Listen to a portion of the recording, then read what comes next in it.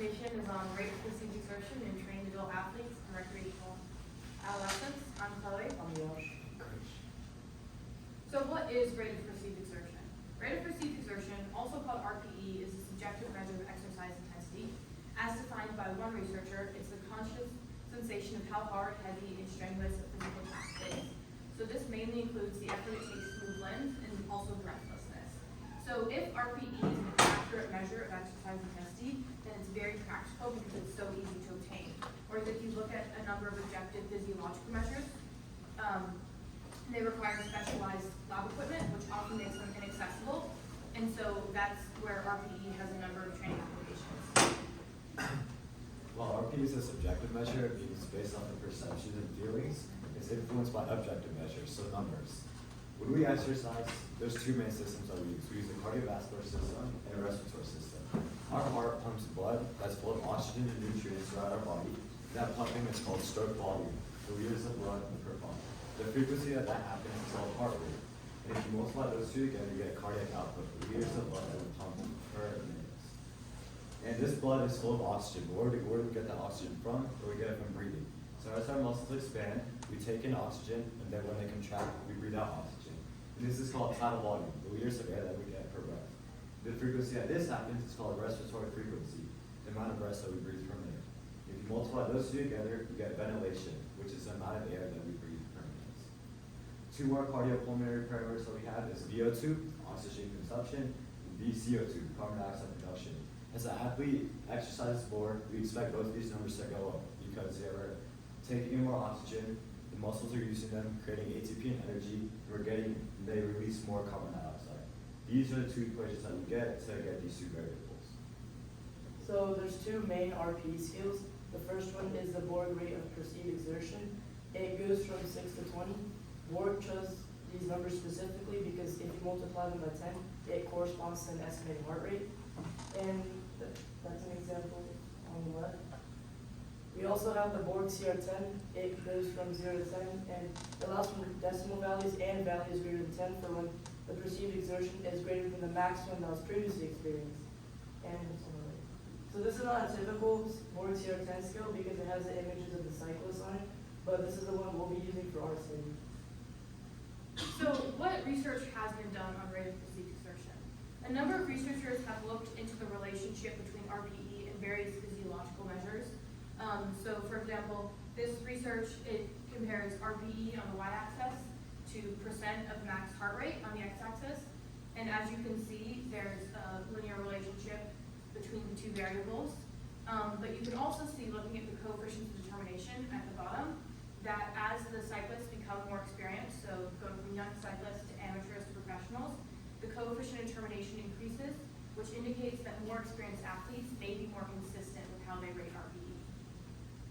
This graph here compares RPE on the x-axis to heart rate on the y-axis between leisure sports / sedentary athletes. And as you can see, between both fitness groups, there's a strong positive linear relationship between RPE and heart rate.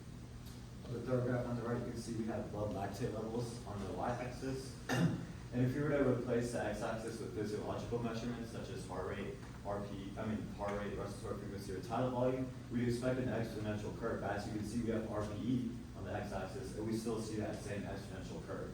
This means that we can use RPE to replace these physiological measurements, and it would still be accurate.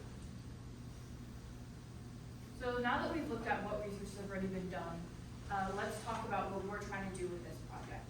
So a number of researchers have looked at the relationship between RPE and physiological measurements, but those are typically like a singular test. And so what we want to look at is how RPE differs when an individual is at different points in an exercise and how fatigue levels affect how they rate the same level of exercise intensity.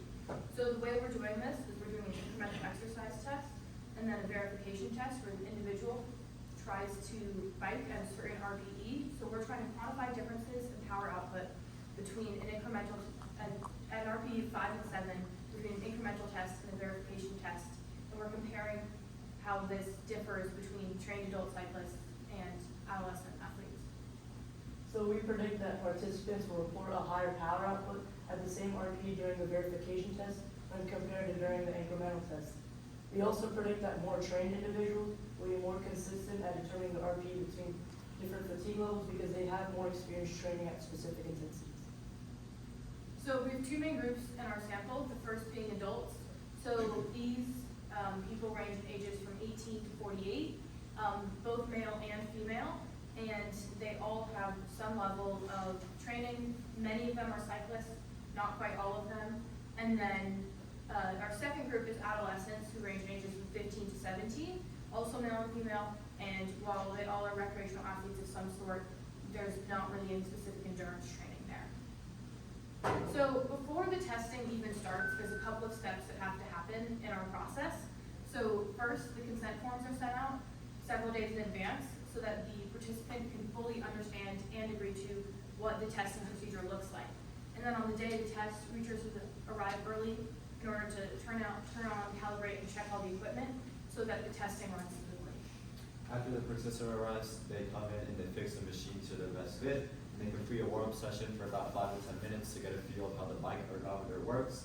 And then we start the incremental test, and it starts at a low power, and it increases by 25 watts every 90 seconds. And at these 90-second intervals, we also measure RPE, and they do this until they reach their maximum effort.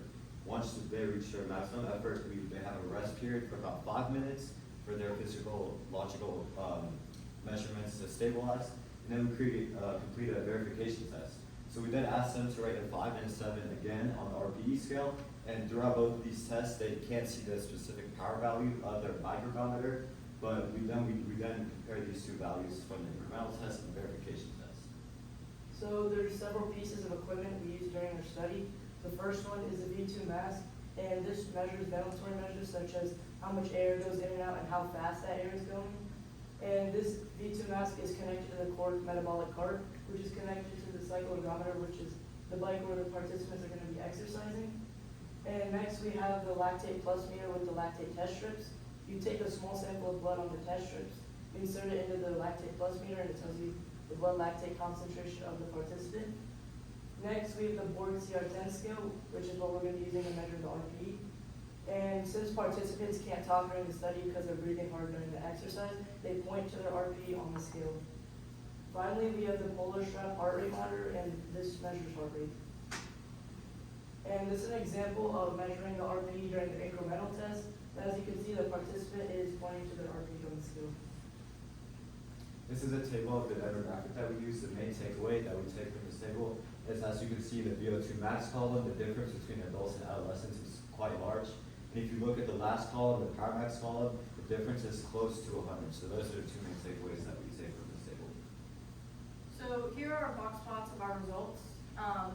First, looking at the box plot for the RPE of 5, what this is basically representing is if you subtract the power output from during the test at the RPE of 5 from the power output after the test at the RPE of 5, so the verification test.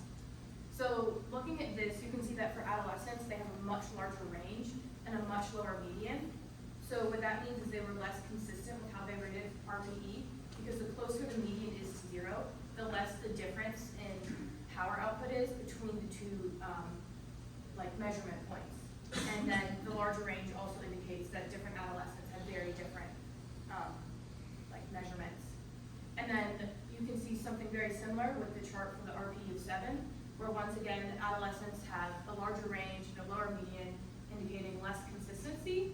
However, what you can also see from this chart is that at the RPE of 7, the range is smaller for both adolescents and adults, and the medians are closer to 0 for both adolescents and adults, which indicates that individuals may be more consistent with how they rate RPE at higher exercise intensities. This is the data behind the bar graphs. What we need to look at in this tables are that for the RPE of 5 and the RPE of 7, the value power for adults is a lot higher. As you can see, it's 200 at the top table, and it's also 200 in the bottom table. And if we look at the last column, the difference, in parentheses, we have the ranges. And for the RPE of 5, you can see for adolescents, it's almost a difference of 100. And then when we get to the RPE of 7, it gets closer to about 73. So that decreases what we're looking at in this test. So as we can see from the box plots and tables, trained adult athletes were more consistent and accurate with RPE. Also, the same RPE was associated with a higher power output after tests on average. And there's a more consistent RPE at higher intensities. So, however, our study did have some limitations. Mainly, we had very small sample sizes, which limits the amount of inferencing we can do from our results. Additionally, the period between the incremental test and the verification test was not a constant set time. It was just whenever the individual felt ready, and so that may have added some more variability to the results. In terms of future research, larger sample sizes will allow for more conclusive results. You can also add a pretest so that you're comparing how individuals rate their RPE before they've been fatigued at all or experienced their maximum. And then we would also like to look at different exercise modes and populations. So we mainly looked at athletes of some sort, and the focus was kind of on cycling. So it would be interesting to see if this is different for runners or for doing incremental tests on a treadmill. And one more thing that we would like to look at is adding the qualitative aspect and discussing with the participants exactly what they think about when they're rating their RPE, because that could give insight into what kind of factors play into that from their perspective. So we concluded that trained adults were more accurate and consistent at determining their RPE scores during and after an exercise test compared to recreational adolescents. Our second conclusion is that for both trained athletes and recreational individuals, RPE was more consistent as the intensity level increased.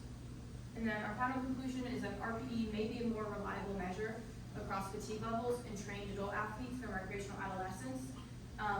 So we would caution with using RPE in recreational adolescents because of those differences